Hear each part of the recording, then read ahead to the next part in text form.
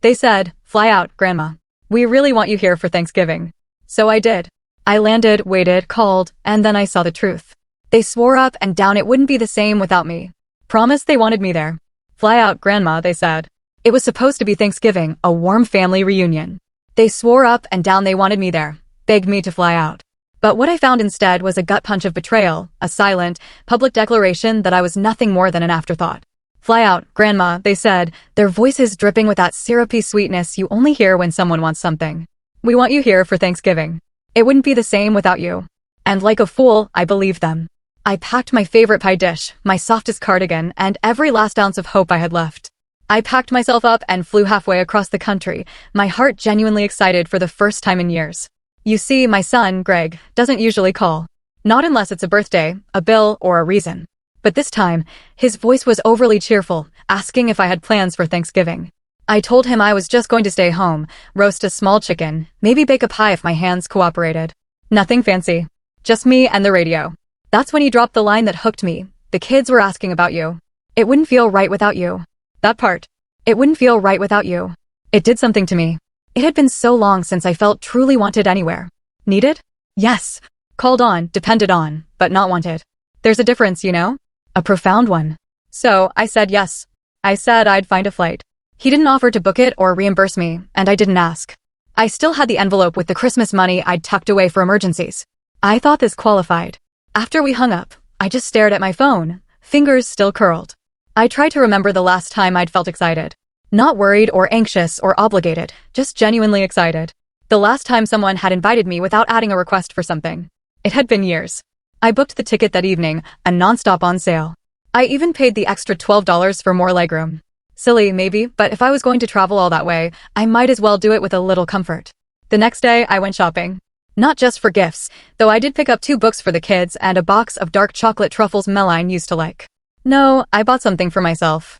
A new cardigan, navy blue, soft wool, the kind that drapes just right at the hips and makes you feel like maybe you belong in the picture, too. I packed 3 days ahead. Checked the weather in Minneapolis, set my heating to low, took the trash out early. I didn't tell my bridge group I was leaving. They'd only ask too many questions, and maybe a part of me didn't want to jinx it. It had been so long since someone had said, "Come, we want you here." I flew out on Thanksgiving morning. The airport was a blur of people with rolling bags, headphones, pillows shaped like animals. I smiled at a baby across the aisle, shared a look with another older woman reading a paperback, both of us with our hands in our laps, both with stories unspoken. When the plane landed, I smoothed down my skirt and brushed crumbs off my lap. I had brought my good shoes, the black ones with a tiny heel. I wanted to look like the kind of woman you invite. And I believed I was. Until I wasn't.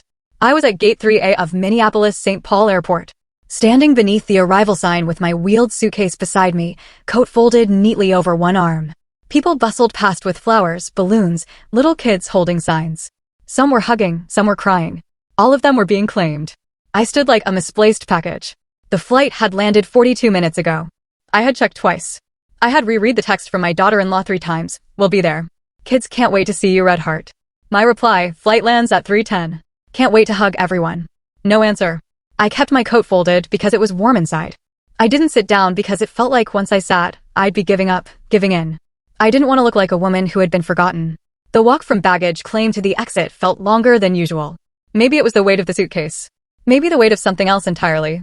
I rolled my bag past the coffee kiosks, the families reuniting, the young woman crying with joy into her boyfriend's shoulder.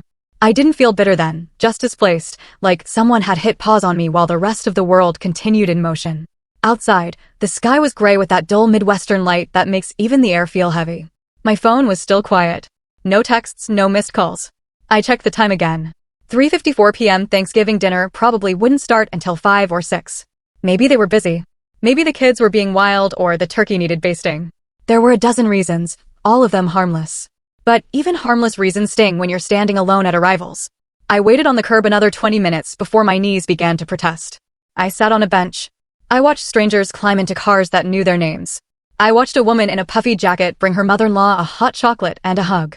The mother-in-law looked older than me. That hug, brief, tight, real, landed right in the hollow part of my chest. At some point, my phone buzzed. Not a call, not even a text, but a notification from social media. My heart beat faster. Not because I cared about those things, but because sometimes it's where my family posts pictures before they remember to call me. I opened the app. There they were. All of them. My son Greg in the navy sweater I sent last year. His wife Meline smiling big and tan like always. The kids, Elliot and Ruby, crowded around a table with candles, turkey, mashed potatoes. A pie that wasn't mine. All of them holding up glasses in a toast. The caption, hearts full. I scanned the frame once more. There was no mistake. There was no space for me at that table. I didn't cry. Not then. I just turned around, pulled my coat on, and started walking out of the terminal, past the taxis, past the shuttle signs. I didn't know where I was going, but I knew one thing. I wouldn't be waiting for them to remember me. It was nearly 5 by then. The air had turned sharper. The kind of chill that slides under your collar and asks, what now? I didn't answer, just kept walking. My shoes weren't made for this much pavement. But I didn't stop. About a half-mile out, just past a car rental return, I saw it. A squat little building with a neon sign that said Tina's Diner. The E flickered in and out. The windows were fogged up from the warmth inside. Someone had taped paper turkeys to the glass. I went in. The bell above the door jingled. Inside, the diners smelled like hot grease and cinnamon. Vinyl booths, yellowed menus, a counter with cracked stools. There were maybe 6 people inside. A man in a UPS jacket. An older couple eating in silence. A waitress with a short ponytail who looked up when I entered and said, "Happy Thanksgiving, hun." "Same to you," I said, surprised by the steadiness of my own voice. I picked a booth near the window, slid in. The seat was warm. The table was clean. I pulled off my coat. "Kitchen slow today," the waitress said as she handed me a menu. "But we've got turkey and pie." "Pie sounds good," I said. "What kind?" She grinned. "Pumpkin, pecan, or key lime.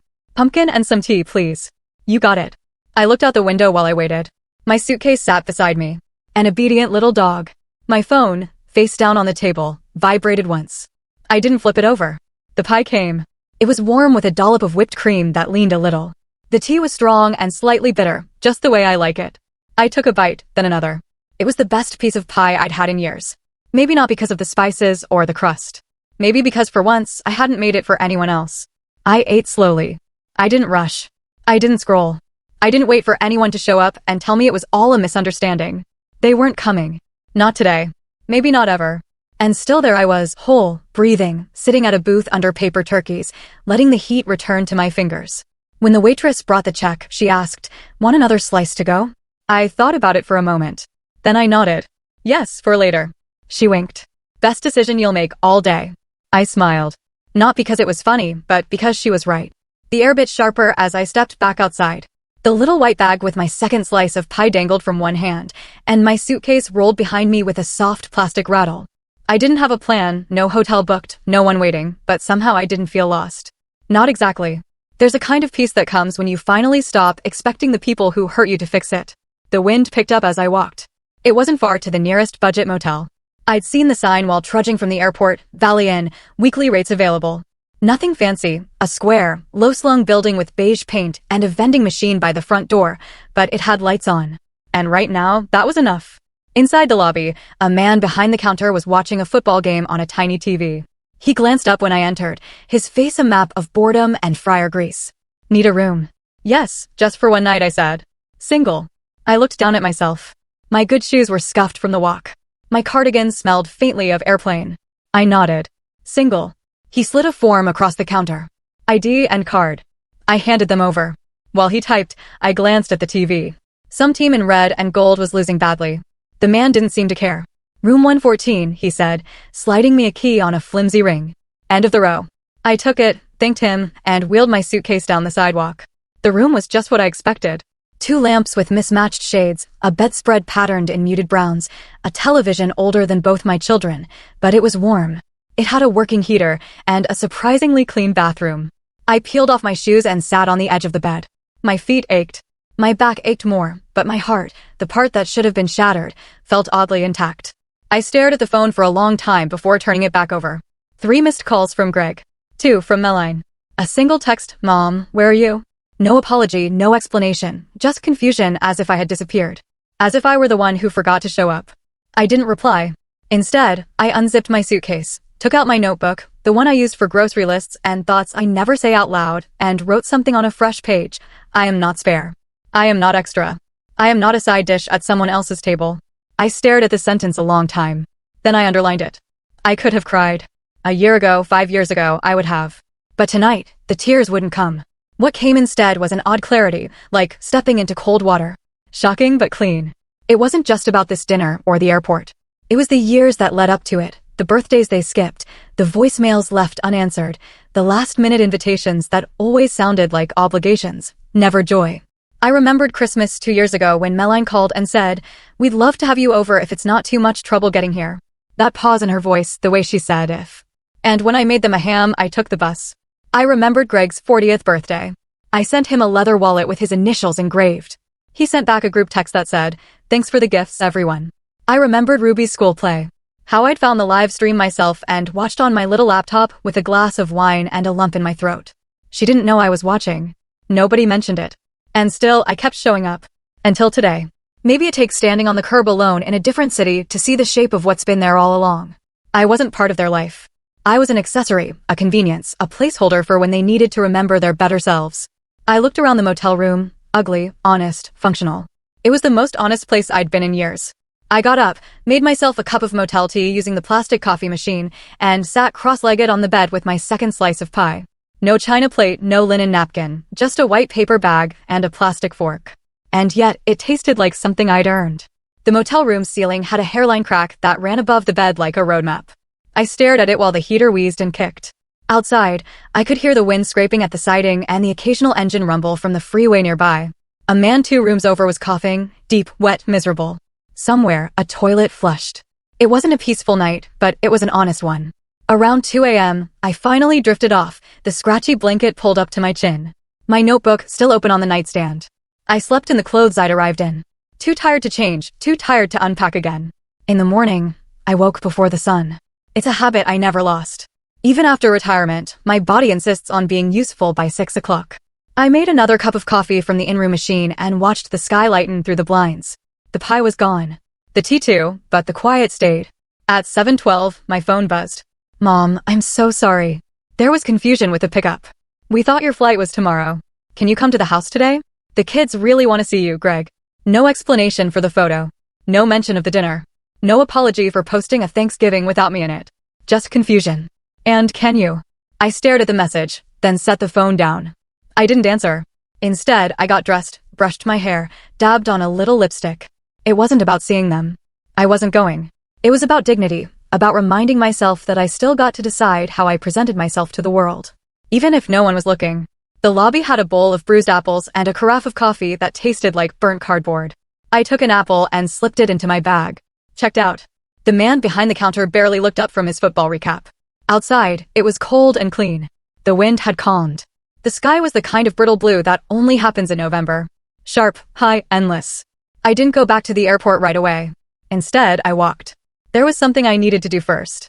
A mile down the road, tucked between a gas station and a closed tire shop, was a little postal annex. I stepped inside and asked for an envelope and a pen. "Do you sell stamps?" I asked. "Of course," said the clerk. She was young, kind, with chipped polish on her nails. "I need one for a letter to Massachusetts," I said. She handed it over, and I wrote the address from memory. Emma Wexler, Dean Act, Pond Hollow Lane, Worcester. Ma 00609. My granddaughter. Emma was Greg's daughter from his first marriage. The only one who still called me just to talk. She was 23 now, finishing nursing school. She sent me pictures of her cat. Told me when she passed exams, asked for my recipe for cornbread stuffing. The envelope stayed empty for a moment. Then I pulled out a page from my notebook and began writing. "Emma, dear, you once told me I was your safe place. I want you to know that hearing that meant more to me than most things in this world. This Thanksgiving didn't go as planned. I flew across the country for a table I was never meant to sit at. But I found something in the quiet that I didn't expect. Room to remember who I am without waiting for someone else to say it first." I kept writing. Not bitter, not dramatic, just real. When I sealed the envelope, I felt lighter. At 10:35, I booked a ticket home. Same airline, same gate, different woman boarding. The flight wasn't until evening, so I found a cafe near the terminal with big windows and good scones. I sat there for hours with tea and a pen, going over things that had been unspoken too long. I didn't write to Greg. I didn't call Meline. I didn't tell them where I was. They'd see the missed return call, maybe wonder, maybe not. I wasn't angry. I was done. Around 4 p.m., the light changed. The kind of golden haze that makes even parking lots look beautiful. I watched a little boy run toward a minivan, his backpack bouncing. He turned and waved at his grandmother, who was slower but smiling. She waved back and he ran to her, grabbing her hand like it was his anchor. I watched them until they disappeared and I whispered to myself, not loud, not bitter, just clear, I deserve that too. The plane home was only half full. A blessing, really. I had a whole row to myself. The seat beside the window was cold when I sat down, and I left it that way. Didn't bother folding my coat or smoothing the seatbelt across my lap just yet. For the first time in a long time, I didn't feel the need to make myself tidy for anyone else's comfort. The flight attendant offered a soft smile. Heading home or leaving it, she asked as she placed a plastic cup of water on my tray. Both, I said, in a way. She didn't ask for more. I stared out the window during takeoff, watching the gray city shrink beneath us, watching the runways crisscross like faded scars. As the plane lifted, the sky opened wider, blue above and below, and nothing in between except the dull hum of the engines and my own breathing. I thought I might feel grief again, some wave of it. I waited for it like one waits for turbulence, but it didn't come. I didn't feel peace either. Not yet. But I did feel still, rooted, present. That was new. Halfway through the flight, I pulled my phone from my bag and turned it on again. I told myself I was only checking the time, but of course, the notifications poured in. For text from Greg, one voicemail. Mom, I'm really sorry. Please call me. The kids were asking where you were. Meline said she thought you knew we moved dinner up a day. Can we talk? I didn't open the voicemail. I didn't delete it either. Let it sit. Let it wait the way I had waited. I switched the phone off again. When we landed, it was already dark. My little city glowed in a way that was quiet and familiar. The shuttle driver who took me back to the parking lot was an older man with a twinkle in his eye. He asked if I'd been visiting family, and I smiled and said, not exactly. At home, my porch light was still on.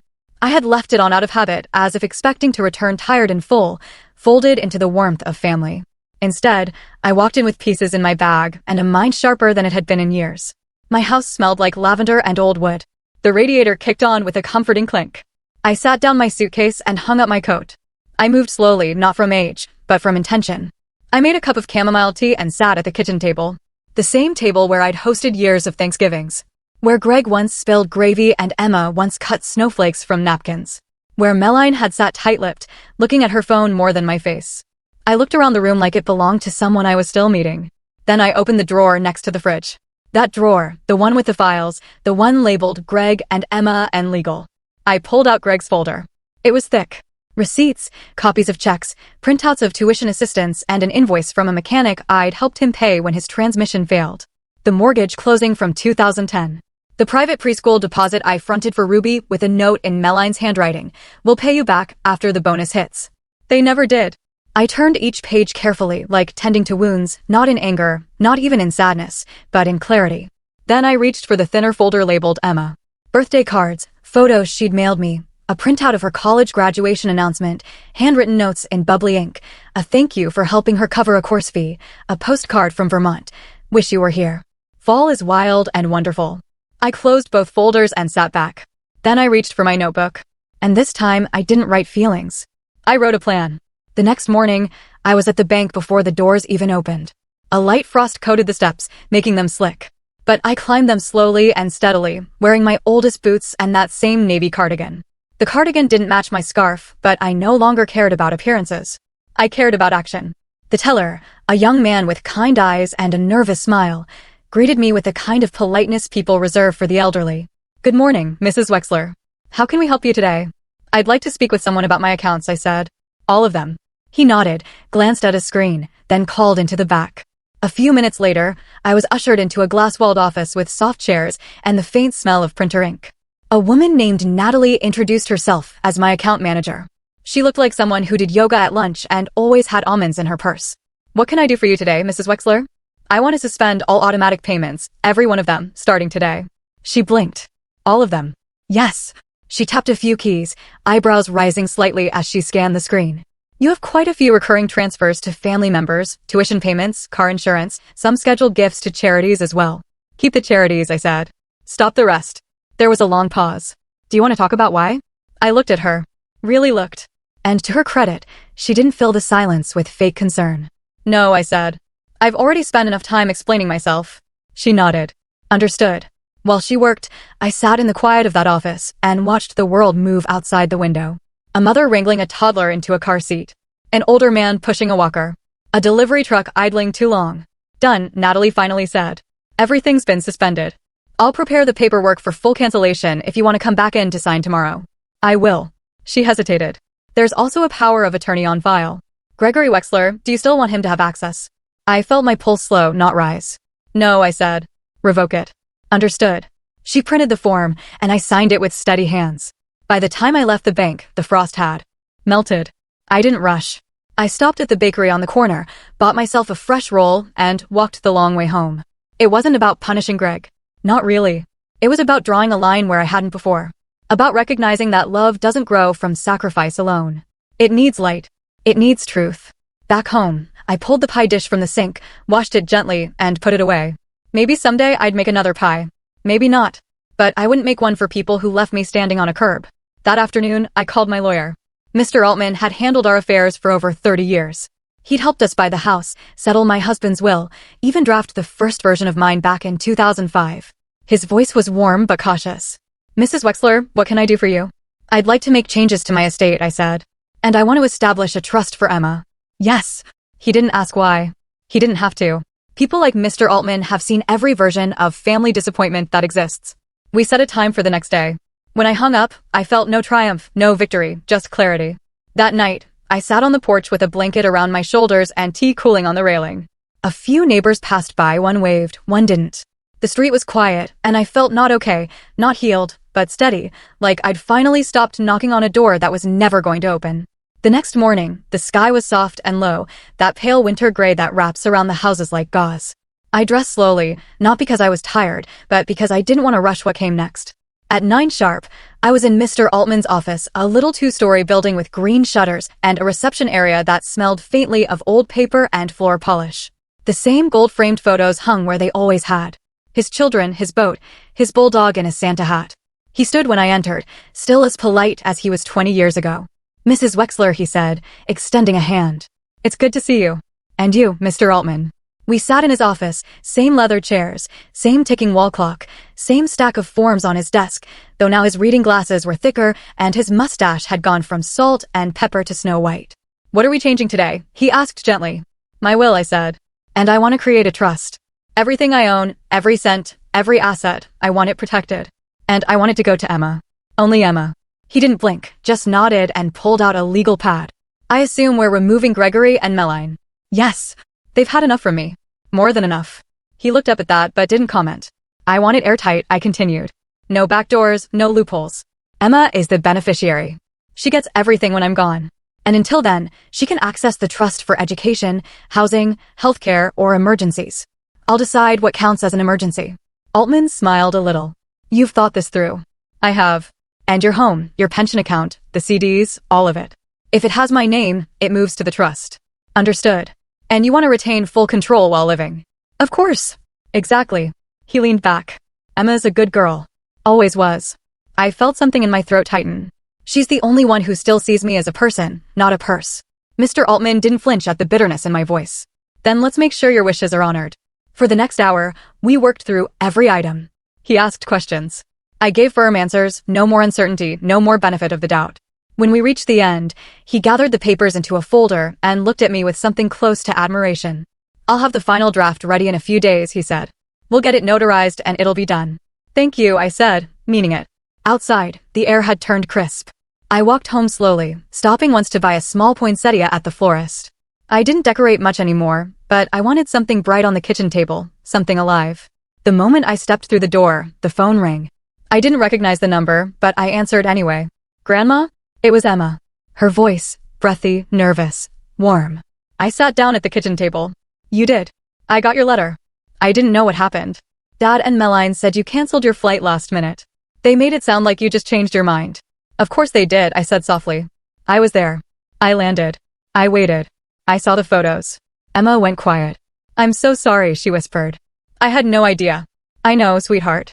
That's not on you. I should have called. I should have checked. You didn't know. You're not the one who made that choice. She sniffled on the other end. I missed you so much that day. It didn't feel right without you.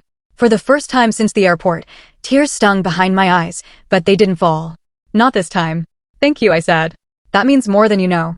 There was a silence between us. Not awkward, just full. Grandma, she said finally. Can I come visit next weekend? I have a break from classes. I'll take the train. My heart bloomed with something gentle and painful. Of course, I said. The guest room is ready. I'll bring the chessboard, she said. You still play?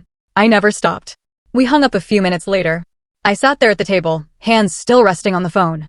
For once, I didn't feel forgotten. I didn't feel invisible. I felt seen. That Saturday, just after noon, I stood at the train station in my warmest coat, watching as passengers stepped off the 11:37 from Worcester. The platform smelled like diesel and old rain. I clutched the paper bag in my hands, a sandwich and an apple, just in case she'd forgotten to eat. And then there she was. Emma came off the train wearing an oversized hoodie and jeans, her dark curls tucked under a beanie, a worn canvas bag slung over one shoulder. She looked older than the last time I'd seen her, sharper somehow. But when she spotted me, her face lit up with something pure and unmistakable. She rushed over and hugged me like she meant it. It was that simple. No questions, no apologies, no tension curling in the air between us. Just her arms around me, tight and real. Hi, Grandma, she whispered into my shoulder. Hi, baby, I said. You're here. We drove home in silence for a while. She watched the streets like she was trying to memorize them again. I drove slowly, carefully, letting her take it in. The neighborhood hadn't changed much, but it felt different with her beside me. Back at the house, I made tea while she set her bag down in the guest room. She returned with that familiar ease of someone who belonged, curling up in the corner of the couch like she'd never left. The chessboard sat waiting on the coffee table. We played a game. She won. Then we played another. I won that one. Fair and square. Later, we sat at the kitchen table, both of us nursing mugs of tea. The poinsettia I'd bought earlier that week sat in the middle, still red, still alive. I read your letter again on the train, she said, tracing the rim of her mug. I've never seen you write like that before. I've never had to, I said. I used to think being quiet was a form of grace, but lately I think it's just made me easy to ignore. Emma looked up at me. I never ignored you. I know. She hesitated. Dad doesn't know I'm here. I figured. He called a couple nights ago. Asked if I'd seen you since Thanksgiving. I didn't lie. I just said we hadn't talked yet. That was kind. She shook her head. It wasn't kindness. It was exhaustion. I'm tired of pretending things are normal.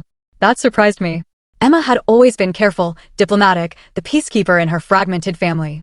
Hearing her say that, calm, steady, told me she was growing into something strong. You don't have to pretend here, I said. Not ever. She nodded. Neither do you. We sat in silence, just sipping our tea. And for the first time in weeks, I realized I wasn't angry anymore. I didn't need Greg or Meline to grovel or explain or spin another story about what went wrong. I didn't need a text or a voicemail or a too-late invitation. I had this. My house, my tea, my granddaughter. I had myself. That evening, Emma offered to make dinner. She cooked pasta with garlic and spinach, and I grated cheese while we talked about everything and nothing. We watched a silly movie afterward and laughed too hard at parts that weren't really that funny. Before bed, she sat beside me on the couch and said, Grandma, I don't want to lose you. You won't, I promised. I can't promise forever, I said. But I'm not going anywhere yet. She smiled, then hugged me again, gentler this time, but no less real. After she went to sleep, I sat in the quiet of the living room, the clock ticking like a slow metronome behind me. I looked around at the pictures on the mantel. Some faces had faded, some frames were empty now, but one picture still stood tall. Me holding Emma as a baby, my hair darker then, my face softer, but the grip of my hands around her tiny body just as steady. I looked at it a long time. Then I got up, turned off the light, and went to bed. Emma left Sunday afternoon. We lingered on the porch for a while before her train. I handed her a container of leftover pasta, a folded scarf I'd knitted last winter, and a quiet kind of love I didn't need to explain. She kissed my cheek and promised to call Tuesday. Then she was gone. A quick wave from the back window of the train, her breath fogging the glass. I stood there until the train had shrunk to nothing, then went back inside. The house felt quieter than usual, but not in a lonely way. It was the kind of silence that follows after something important has been said, a silence with shape and weight. I moved through the room slowly, picking up mugs, folding the blanket from the couch, placing the chessboard back on the shelf. When I reached the kitchen, I opened the drawer again. The files sat where I left them. Greg's folder still thick with paper. Emma's still light. But it wasn't just about them anymore. It was about me. I pulled out a yellow notepad and began listing everything I'd paid for over the last 15 years. Not just money given directly, but things I'd quietly covered. Home repairs, medical deductibles, legal fees when Greg left his first wife, the down payment for their second car, groceries when Meline was too tired to shop, school fundraisers I'd been guilt into supporting with a check instead of a visit. Line by line, I wrote them down. By the time I finished, the list stretched over 4 pages. It was strange. I hadn't thought of myself as generous, just useful, reliable, someone who helped because that's what mothers do. That's what I did. But looking at the numbers, I saw it clearly. I'd subsidized their life. And in return, they gave me politeness. Hollow birthdays, tired smiles, a chair near the coat rack when there was no room at the main table. I wasn't angry, not really. I was just done. At 3:17 p.m., my phone rang. Greg's name on the screen. I didn't pick up. A minute later, a voicemail, then a text, "Hi, Mom. Just checking in. Hope everything's okay. Let me know when you're free to talk." No urgency, no specifics, just a vague nudge as if nothing had happened. As if he hadn't left me standing at the curb in another city while he carved turkey and took family photos I wasn't meant to see. I deleted the voicemail without listening. The text I left on read. That night, I lit a candle. It wasn't for any special occasion, just for stillness, for the quiet of the house and the way the light caught the edge of the kitchen counter. I poured myself a glass of wine, one of the good bottles I'd been saving for a real holiday. I set a single place at the table, heated a bowl of leftover soup, and I sat, not scrolling, not waiting, not hoping for the phone to ring. I sat in my own life. Later, before bed, I opened my email, found the folder labeled travel. At the bottom was the receipt for my Thanksgiving flight. Round trip, return complete. I forwarded it to myself, then added a note in the subject line, proof of departure and return. No rescue, no reunion, just me. I didn't send it to anyone else. I didn't need to. The next morning, I called Mr. Altman again. "I've been thinking," I told him. "I want to add a clause to the trust." "Of course," he said. "What are you thinking?" "I want Emma to be the sole executor, but I also want a letter attached, not a legal one, a personal one." "You can include a statement of intent," he said. "It won't change the legality, but it can explain your reasons." "Good. Then I'll write it." That same morning, I sat down and began, to whoever is reading this after I'm gone. If you're wondering why things were divided this way, let me say clearly, this is not punishment. It's honesty. I've spent my life giving quietly, consistently. But love without respect isn't love. Presence without care isn't family. I chose the one person who saw me before I vanished. I didn't finish the letter that day. I didn't need to rush. Some things deserve to be written slow. Tuesday came and went without a call from Emma, not because she forgot, but because we'd agreed on it. She had clinicals that week and didn't want to be distracted. "I'll call Friday," she'd said. "After my shift. Same time." I trusted her. That morning, though, someone else did call. Meline. Her name lit up my screen like a warning sign. All bright letters and bad timing. I let it ring out. Then, 30 seconds later, the text arrived. "Hi, Irene. Hope you're well. Greg mentioned you've been hard to reach lately. Let's catch up soon." No punctuation where it mattered. No warmth where it counted. Catch up. We weren't old coworkers. We weren't neighbors who borrowed sugar once. I'd been her mother-in-law for almost 15 years. I'd helped her find her first real job after Ruby was born. I'd sent her care baskets when she had her gallbladder out. I'd paid for her mother's funeral flowers when their budget was too tight. Catch up. I set the phone down without replying. Later that afternoon, as if on cue, another message arrived. This one from Greg. "Mom, Meline tried calling. We're starting to get worried. Can you just let us know you're okay?" The irony of it. They left me at an airport, but now they were worried. Not when I was standing with my suitcase and no pickup. Not when I was walking to a diner with frozen fingers. Not when they posted a photo that said, "Everyone with their arms around each other and no seat left for me." But now, when silence echoed back to them, they panicked. Silence is powerful. It unnerves the people who are used to your noise, your giving, your yes. I kept the phone off for the rest of the day. That evening, I went through the attic, not for any dramatic reason, just to find an old recipe book Emma had once asked about, the one with my apple crisp scribbled in the margins. I hadn't been up there in years. The boxes smelled of dust and old pine and the insulation curled like forgotten paper. In one box labeled 1990 to 2005, I found the book and beneath it, letters, dozens of them, cards from Greg as a teenager, drawings from Emma as a child, thank you notes from friends and cousins long moved away. A photo of my husband in his Sunday suit, holding a pumpkin pie like it was a prize. I sat down on the floor cross-legged and let the past rest in my lap. So many pieces of myself I'd stored away to make room for others. I thought about Greg as a little boy. How he used to insist on sleeping with his head against my chest because your heart is louder than the rain. How he'd cry if I left for work too early. How I taught him to tie his shoes with 2 loops instead of 1 because it made more sense to him. I had loved him so completely once. Maybe I still did. But love doesn't excuse neglect. And forgiveness doesn't mean return. Not always. I put the letters back carefully. Closed the box.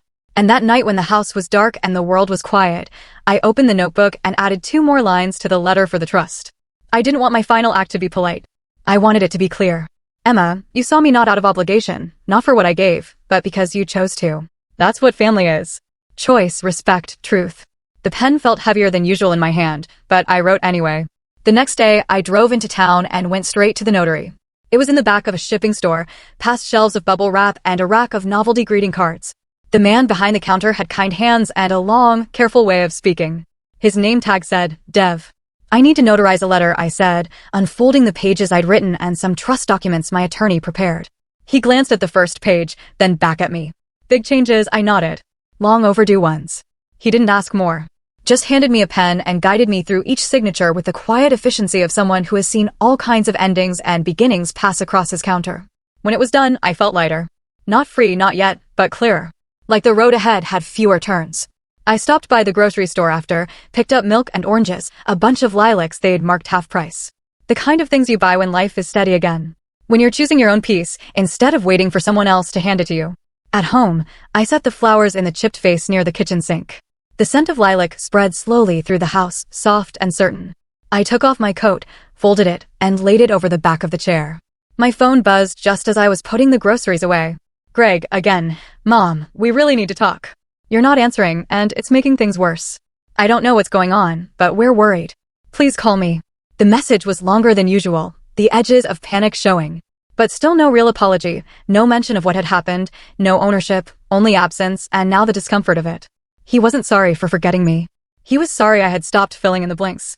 I sat down, stared at the screen, then turned it off again. That afternoon, I took out the folders once more. Greg's, Emma's, the trust packet, and locked them all in my fireproof box. Slid it back beneath the bed. Not because I was hiding anything, but because I was finished. Finished explaining, finished asking, finished waiting. I made soup that night. Lentils, carrots, garlic. My hands still knew how to measure by instinct. I cooked for one, not for absence. I set the table not in mourning but in ritual, in respect for myself. The soup was good. Later I sat on the porch again, wrapped in a shawl. The air just brisk enough to feel like something shifting. And as the streetlights clicked on one by one, I remembered a moment I hadn't thought about in years. Greg was 10. He'd come home from school with a split lip and mud on his jeans. Another boy had shoved him in the field during recess. He didn't cry, just stood at the sink, rinsing the blood off his hands, saying, "It's fine. It's nothing." I had crouched beside him and said, "You're allowed to be hurt. It doesn't make you weak." I wish someone had said that to me because I had been hurt quietly, consistently for years. And I had let it go unchecked because I thought endurance was a virtue. But it's not.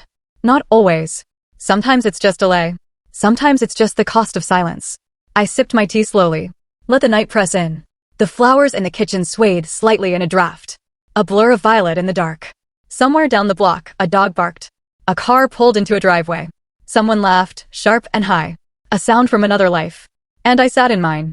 No questions, no waiting, just the weight of my own belonging. Finally whole. It was late Friday afternoon when the knock came. I was folding laundry at the kitchen table, towels mostly still warm from the dryer, when I heard it. 3 slow taps. Not the mailman, not a neighbor.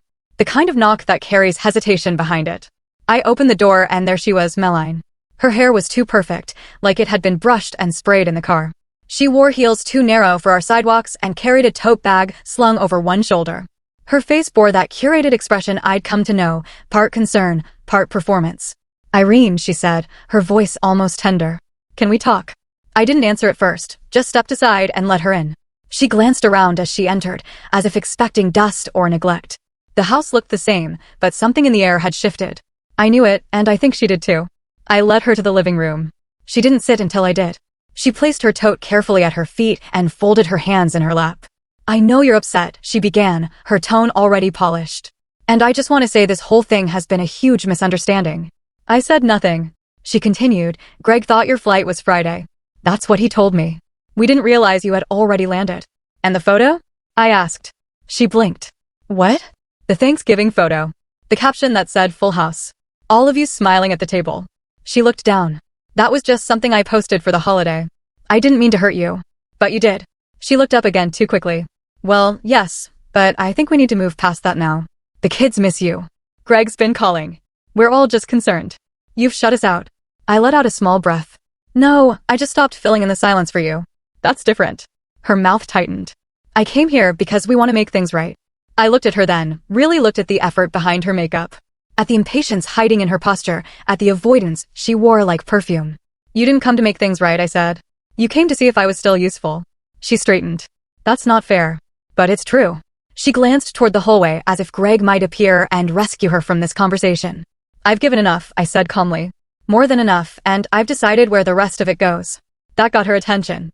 Her eyes narrowed just slightly. I'm not angry, I said. I'm not bitter. I'm simply finished. Irene, she said, and now her voice was tighter. Colder. This isn't like you. I know, I said. It's like me now. There was a pause. She shifted in her seat. Does Greg know you've made changes? I imagine he's starting to suspect. Her face faltered. And the house, your accounts. Taken care of. The silence after that was dense. A kind of reckoning. Finally, she reached for her tote and stood. Well, she said, her tone now clipped. I'm sorry you feel this way. I smiled just a little. No, you're sorry I stopped accepting less than I deserved. She didn't reply, just turned and walked to the door. At the threshold, she hesitated. Greg really is worried. He should be, I said. Not because I'm gone, but because I'm not coming back. The door closed behind her with the softest click. I stood there for a long moment. My hand on the knob, the air still humming from the exchange. Then I went back to the kitchen, finished folding the towels, lit a candle, made a cup of tea. The phone rang once that evening. Greg again. I let it ring, not out of cruelty, but because the silence finally belonged to me. Saturday came quiet. I woke early, not because I had to, but because my body had settled into a rhythm again, one not governed by expectation or the noise of someone else's schedule. The sky outside was pale and soft. The kind of morning that doesn't press or promise anything, just presents. I took my tea to the porch and sat under the faded quilt I kept draped over the back of the wicker chair. The steam rose slowly from the cup. Somewhere down the street, a child shouted, followed by the roll of a skateboard. Winter was still holding back, but not for long. I thought about Meline's visit. Not with regret, not with anger, just curiosity, as if I were watching someone else remember a conversation they'd never truly had. She hadn't come for peace. She came for control. And for the first time in a long time, I hadn't given it. That was the victory. Not in winning, not in being right, but in staying rooted, in no longer performing grace just to keep others comfortable. That afternoon, Emma called. Her voice came bright through the receiver. Hi, Grandma. I'm on break, but I wanted to check in. How's your week been? Eventful, I said, sipping my second cup of tea, but steady. She caught the tone. Something happened. Meline stopped by. Oh, she said. She and Greg wanted to make things right. Did they? No. Emma exhaled through her teeth. I'm sorry. Don't be. I wasn't surprised, but I wasn't shaken either. There was a pause on her end. Then she said quietly, you sound different. Do I? Stronger. I think I am. We talked for a while about her classes, about a paper she was writing, about the cat who knocked over her favorite lamp, the everyday things that form real lives. When we hung up, I didn't feel that familiar ache of absence. I felt connected, present, full. Later, I spent the afternoon going through the drawers in the spare room, not out of urgency, but because I felt ready to decide what mattered. I found a set of linens I hadn't used in years. Emma might like those. A pair of earrings I'd once saved for Ruby's 16th birthday before I learned gifts from me stayed unopened in drawers or disappeared altogether. I held the earrings a long time. Silver, simple, classic. I had bought them when Ruby was still a baby, imagining the moment she'd stand in front of a mirror, tucking them into her ears before a school dance. But now they felt like symbols of something that was never mine to hold. I set them aside, not bitterly, just finally. That evening I wrote in my notebook again, not a letter this time, just a list. Things I no longer owed, explanations. Second chances to people who waste first ones. Apologies for taking up space. A seat at a table that won't make room. Silence. And then beside it, I wrote another list. Things I still have, my name, my peace, my mind, my home. My granddaughter's voice in my ear saying, stronger. I tore the page out and folded it in half. Taped it to the back of the cabinet door beneath the sink, where only I would see it, where I kept the dish gloves and the extra sponges. A strange place for strength, but real. That night, I set the table for one again. But this time, I lit 2 candles, not because anyone else was coming, but because I was there fully. I sat down, spooned out my soup, and whispered, not for drama, not for pain, but because it needed to be said, I'm still here. And I was. I spent the first Sunday of December decorating the porch. Nothing elaborate, just a simple pine wreath with a red ribbon and 2 strings of warm white lights along the railing. I didn't do it for neighbors or nostalgia. I did it because I wanted the house to glow for me for once. Inside, I put on a kettle, turned on the old radio, and let the slow jazz drift through the rooms. I used to decorate for the kids stockings with their names, cookies shaped like stars, and the old felt angel Emma once made in kindergarten. But this year, there would be no stockings, no extra chairs, no waiting. This year, I lit the fire early and set one place for tea, my own. By the time the sun dipped behind the houses across the street, the phone rang. It was Greg. "I'm here," I said. Calm, steady. There was a pause. "I didn't think you'd pick up." "I know." Another pause. Longer. "I saw the paperwork," he said finally. "From the attorney, the trust, the changes. I figured you would." His breath caught like he'd expected a different tone. I don't understand. After everything." "Exactly," I interrupted. "After everything." He went quiet. "You mean the money?" he said eventually. "I mean the pattern," I replied. "The forgetting, the late calls, the missing birthdays, the airport, the photo. That wasn't intentional." "No," I said. "It was worse. It was convenient." There it was. The truth out loud without apology. "You're punishing us," he said. But it came out less like an accusation and more like a hope that I might deny it. Reassure him. Fold. "No," I said. "I'm releasing myself from obligation, from old loyalties that only moved in one direction. From the guilt I'd carried so long, I'd forgotten what lightness felt like." "I never thought it would come to this," he muttered. "I know." His voice broke. "We're still your family." "No, Greg. I was your family. You haven't been mine in a long time." And with that, we ended. Not with shouting, not with resolution, just with the truth said quietly enough to echo for years. I hung up, stood at the window, and watched the street lamp flicker on. The next day, I mailed a small package to Emma. Inside, the silver earrings wrapped in soft cloth, a copy of the trust, and a note.